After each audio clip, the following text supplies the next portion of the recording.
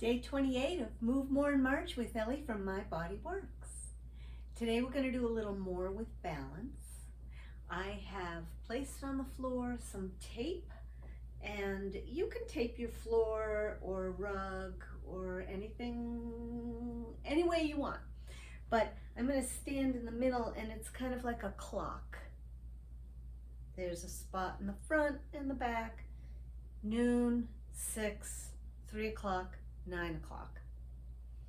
And we're going to look at our movements coming from the greater trochanter. Remember that place where you put your thumbs in the crease of your pants and slide down, and it's that lever of your leg, okay?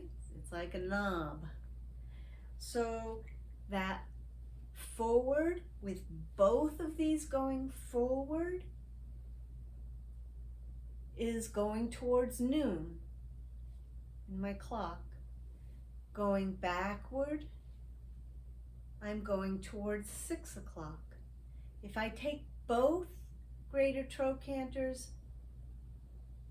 to the right, I'm going to 3 o'clock, according to my clock. And then if I take them both to the left, it's 9 o'clock.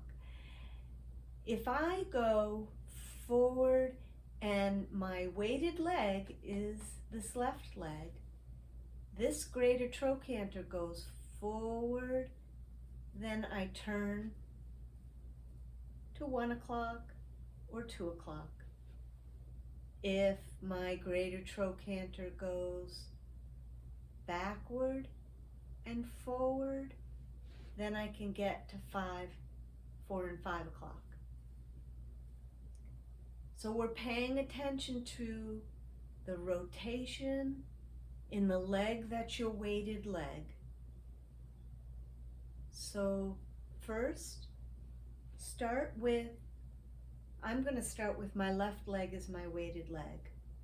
And I'm going to bring my greater trochanters forward and lift my unweighted leg and step at noon. And then I'm coming back and down. I'm going forward and rotating, and I get to 1. And forward and rotate, and I get to 2. Full sideways, and there's 3. Back, 4, back, 5, and then fully back, 6, and back 7, and back 8. And instead of starting at noon, I could have gone forward. Actually, so this greater trochanter goes back this way for this one. And then 10. Now we weight the other leg. So forward and back. And now this greater trochanter turns backwards to get you to rotate to 1, 2. Can you do 3? 4. Now this one goes forward, because that was my weighted leg, right? 4, 5, 6, they both go back. Goes backward for 7, for 8, sideways for 9. Now it's going to go forward for 10, 11, 12, and done. You can play around with it. If you are unsteady on your feet, regress it. Use some poles. If you need to hold on to the poles to make sure that you get that right without falling or misstepping, that's fine, but I want to challenge you to start to lighten up on how much weight and how much you're gripping the poles. Let your hands be relaxed, let the poles be relaxed.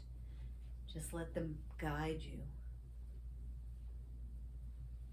And you can do the order of these any order you want. And you can play with your poles.